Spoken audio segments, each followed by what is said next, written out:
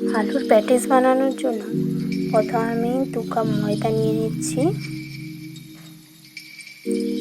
দেখুন 2 কাপ ময়দা নিয়ে নিলাম। তারপর পরিমাণ মতো কালো জিরে আর নুন আর একটু বেশি পরিমাণ ময়াম দিয়ে ভালো করে মেখে নেব। হাতে ডলে ডলে খুব ভালোভাবে মেখে নিতে হবে। দেখুন আমার হাতে কত সুন্দর মেখে হয়ে গেছে।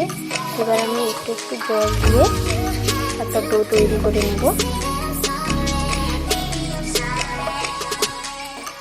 দেখুন ময়দাটা আমার ভালোভাবে মাখা হয়ে গেছে। আমি 8 ঘন্টা রেস্টের জন্য রেখে দিচ্ছি। এপাশে আমি কড়াই বসিয়ে দিয়েছি। তাতে দিয়ে দিলাম তেল, পেঁয়াজ কুচি দিয়ে পেঁয়াজটাকে ভালোভাবে ভেজে নেব। পেঁয়াজটা ভাজা হয়ে গেছে। এবার দিয়ে দিচ্ছি পরিমাণ মতো লঙ্কা গুঁড়ো, হলুদ গুঁড়ো আর জিরে গুঁড়ো দিয়ে ভালোভাবে আবারও কষিয়ে নিচ্ছি। এবারে আগে থেকে সেদ্ধ করে রাখা একটা বড় সাইজের আলু আমি পেঁয়াজের সঙ্গে দিয়ে ভালোভাবে কষিয়ে নিচ্ছি। দিয়ে দিচ্ছি পরিমাণ মতো নুন আর গরম মশলা, চাট মশলা ভালোভাবে কষিয়ে নিচ্ছি। আলুর পুরটা খুব সুন্দরভাবে তৈরি করে নিতে হবে। আলুর পুরটা ভালোভাবে তৈরি হয়ে গেছে। এখানে আমি একটা বাটিতে 2 চামচ ময়দা আর পরিমাণ মতো সাদা তেল নিয়ে একটা ব্যাটার তৈরি করে নিচ্ছি।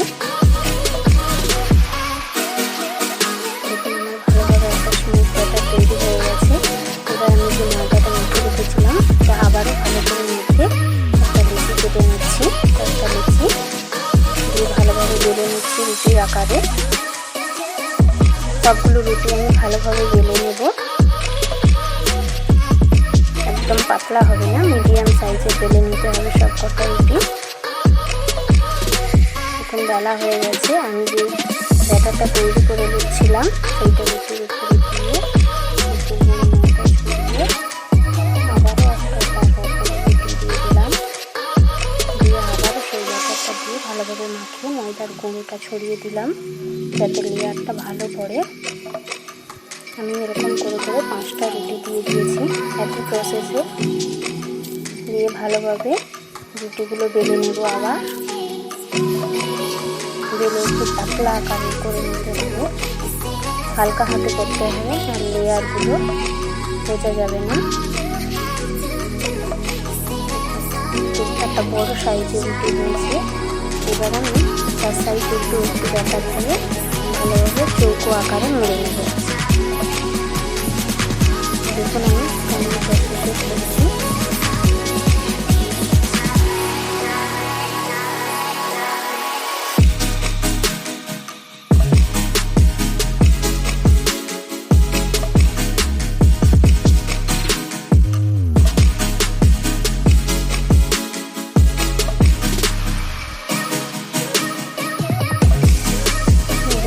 আবারও বেলে নিচ্ছি আমি। পাতলা করে বড় করে বেলে নিয়েছি। এবার ছুরির সাহায্যে কেটে নেব।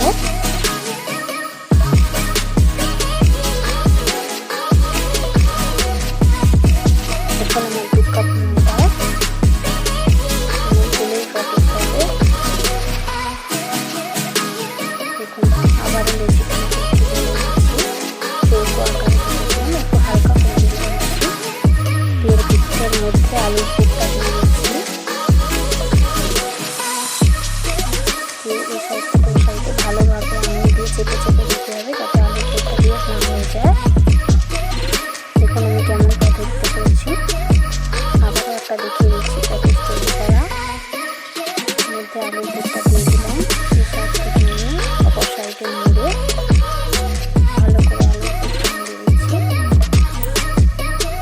তেল গরম করে রেখেছিলাম। এবার প্যাটিসগুলো এক এক করে তেলে ছেড়ে দিচ্ছি।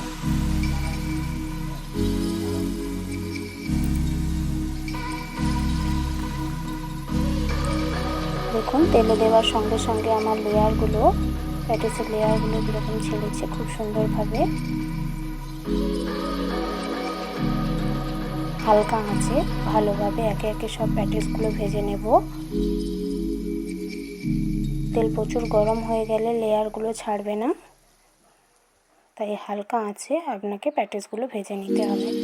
কয়েকটা প্যাটিস ভেজে তুলে নিলাম, আবারও দুটো প্যাটিস দিয়ে ভালো করে ভেজে নেব। দেখুন আমার আলুর প্যাটিস রেডি হয়ে গেছে, পরিবেশন করে দিলাম সসের সঙ্গে।